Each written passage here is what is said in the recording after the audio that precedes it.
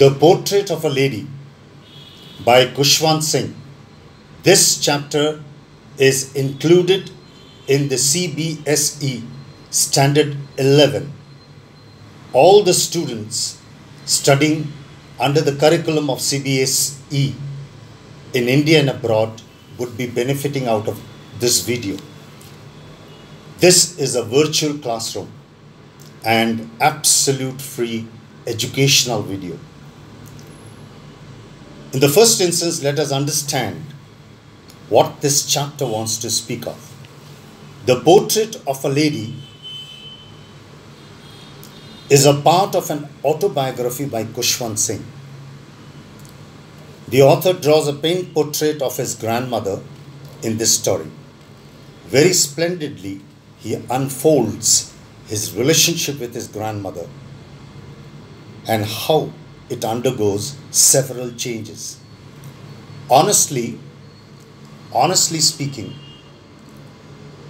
this story is a loving reverence from a grandson to his grandmother. Human relationship is very well depicted in this story. This story portrays a realistic account of how the grandparents give all their time, care and love to their grandchildren. Now we need to know about the important characters of this story. The first important character is the grandmother itself.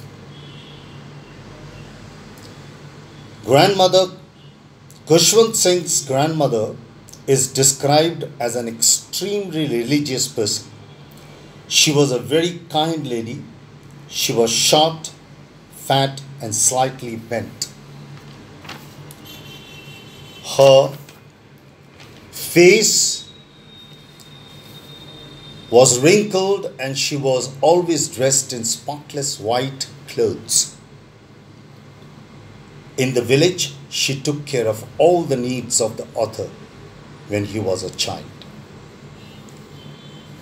The next character is Khushwant Singh himself. He is the author.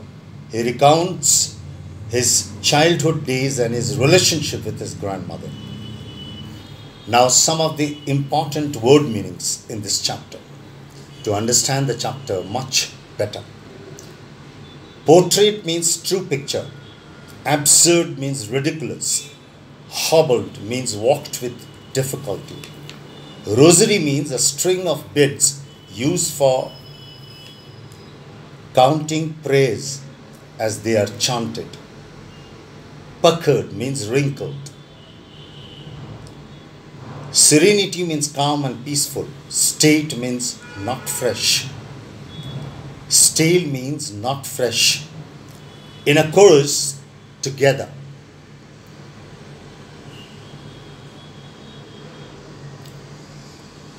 Padian means confusion. Lewd means indecent. In a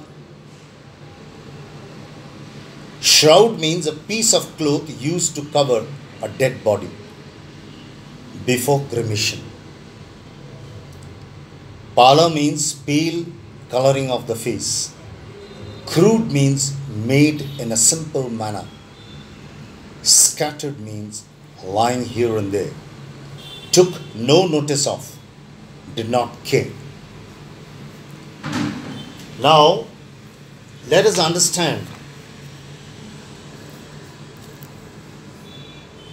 Let us understand very well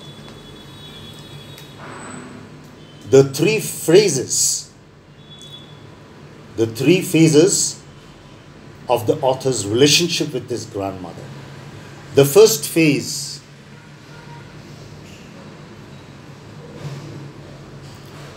of the author's relationship with his grandmother was when the author's parents went to live in the city and left him with his grandmother. She took utmost care of him, right from waking him up in the morning to getting him ready for school. They were always together and enjoyed an easy companionship. The second phase was when the author's parents asked them to come to the city.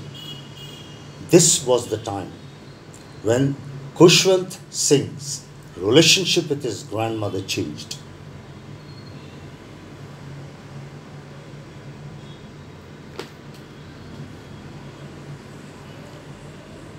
The author went to an English school.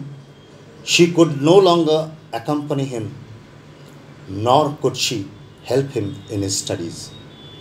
She continued getting him ready for school and asking him about his studies, as they shared the same room.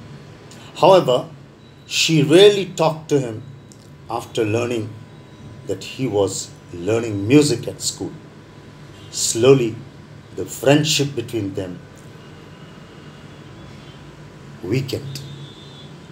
The third phase came when the common link of friendship, the room they shared, snapped when the author moved into the university and was given a room in his own. His grandmother accepted her seclusion with resignation.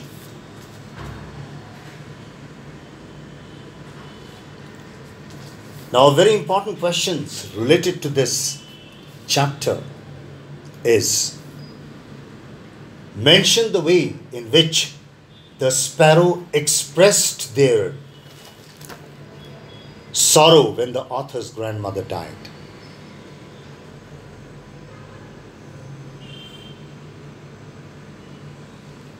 The likely answer is, in the evening, when the author and his family members went to grandmother's room to take her for the last rites, they saw thousands of sparrows sitting scattered on the floor near her. They were silent. There was no chirping. The author's mother offered them some bread, but the sparrows took no notice. After the grandmother's body was taken away, the sparrows flew away quietly. Thus, the sparrows mourned her death and paid their silent tribute to the grandmother in a unique manner. This suffices to understand this particular chapter quite little and efficiently if gone through the videos a couple of times. Thank you very much. Wish you all the best.